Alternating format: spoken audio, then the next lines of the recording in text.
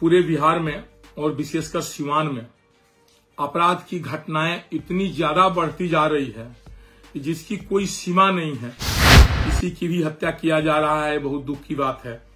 आखिर ये अपराधी कहां से आते हैं, ये अपराधी किनके हैं, आखिर इस तरह से किस तरह हत्या की जाती है, समझ में नहीं आ रहा है कि अब राजनीति किस दिशा में जा रही है।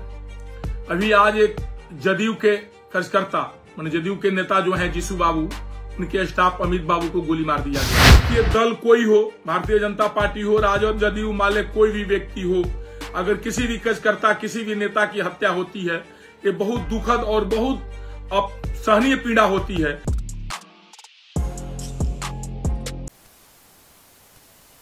बिहार में बढ़ते अपराध को लेकर एक तरफ जहां सरकार ये दावा कर रही है कि अपराध को कंट्रोल किया जा रहा है, वहीं दूसरी तरफ कई जगहों से खबरें निकलकर सामने आती है। एक बार फिर से पटना की तस्वीरें हो या बिहार के अलग अलग जिलों की तस्वीरें हो। अब एक बार ऐसे में गोपालगंज और सिवान से भी कई मामले निकलकर सामने आए। आपको बता दें कि टूना जी पांडे भाजपा के एमएलसी रहे हैं।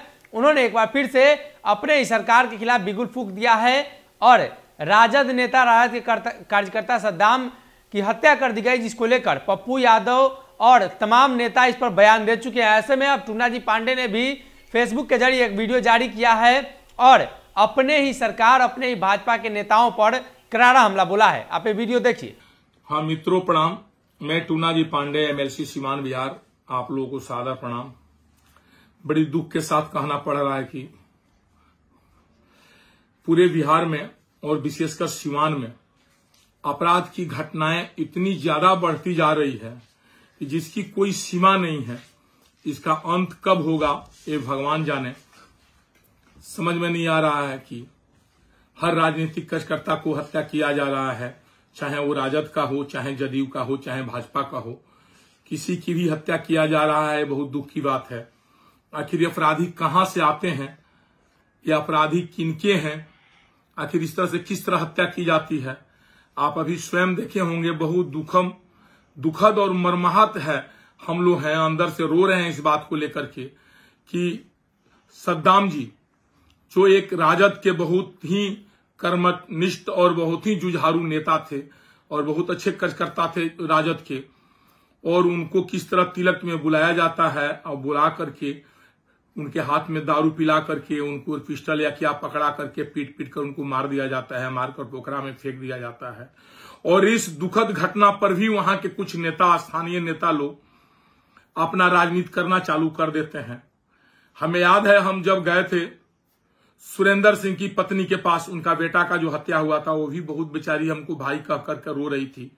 वो भी वहां के एक स्थानीय नेता को नाम ली जो अपराधियों को बचाने के लिए पैरवी कर रहे थे। अभी भी वो नेता देखिए अपराधियों को बचाने के लिए कोशिश कर रहे हैं। हमें समझ में नहीं आ रहा है कि अब राजनीति किस दिशा में जा रही है। अभी आज एक जदयू के कार्यकर्ता माने जदयू के नेता जो हैं जीसू बाबू, उनके स्टाफ अमित बाबू को गोली मार दिया गया। भाई, हम तो जिला प्रशासन से हाथ जोड़ करके ये आग्रह करेंगे और जिला प्रशासन से मांग करेंगे कि हमारे जिला का सौभाग्य है कि इतने कर्मठ और इतने अच्छे हमारे जिले के डीएम साहब हैं, एसपी साहब भी बहुत तेज तरार हैं, एसडीपीओ साहब जितेंद्र जी भी बहुत तेज तरार व्यक्ति हैं।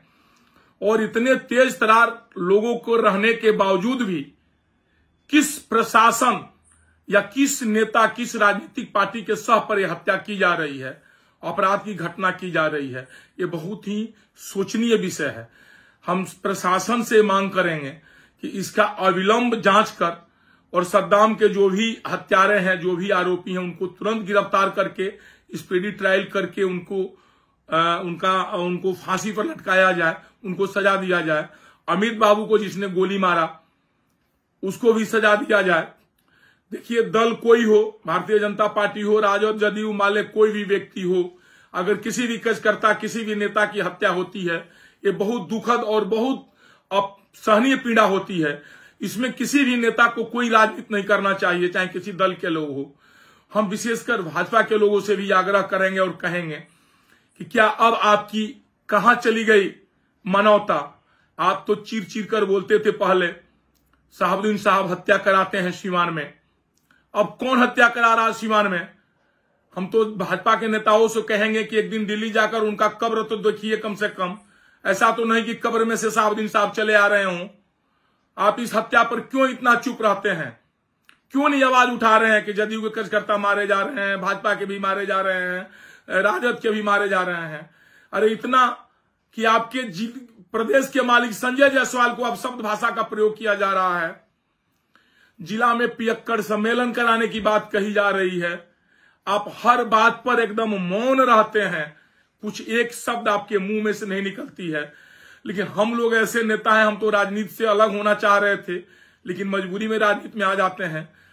सिवान की हमारी प्रथम महिला सांसद कविता जी के विषय में भरे स्टेज पर मुख्यमंत्री के सामने अपशब्द भाषा का प्रयोग किया जाता है, फिर भी आप सिवानवासी उस पर कोई मतलब कोई आवाज नहीं उठाते हैं, कोई निर्णय नहीं लेते हैं, कोई बहिष्कार नहीं करते हैं।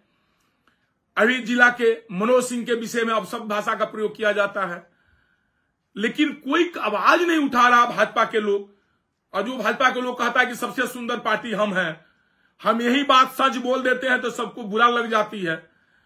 हम प्रशासन से मांग करेंगे कि इस तरह के जो भी व्यक्ति हैं जो समाज में द्वेष फैलाना चाहते हैं, चुनाव में हमारे ऊपर भी हमला किया गया था पचरुखी के पास, ये जानकर के हत्या किया गया था कि टूना पांडे के पास बॉडीगार्ड है, उनके पास कार्बाइन था, रिवाल्वर था। टूना पांडे आदेश दे दे और वहां पर गोली चल जाए, 10-5 आदमी मर जाए।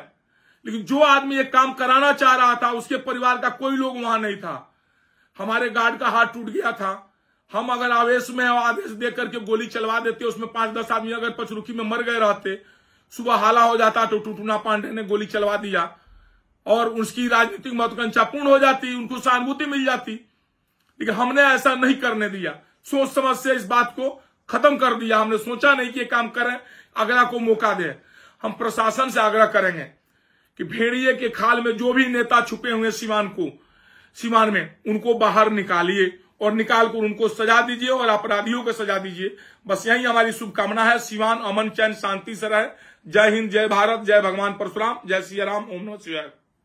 अगर ये वीडियो पसंद आई और वह बिहार के राजनीति और बिहारियत से सरोकार रखेनी तो सब्सक्राइब बटन दबा के चैनल के सब्सक्राइब कर ली। ओजे एगो घंटी बा, ओकरा बटन दबा देला से कुल सटीक और मारक खबर रुआ मुफ्त में मिल जाई।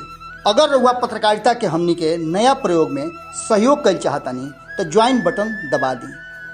पेटीएम नंबर नोट कर ली 9386816700। धन्यवाद।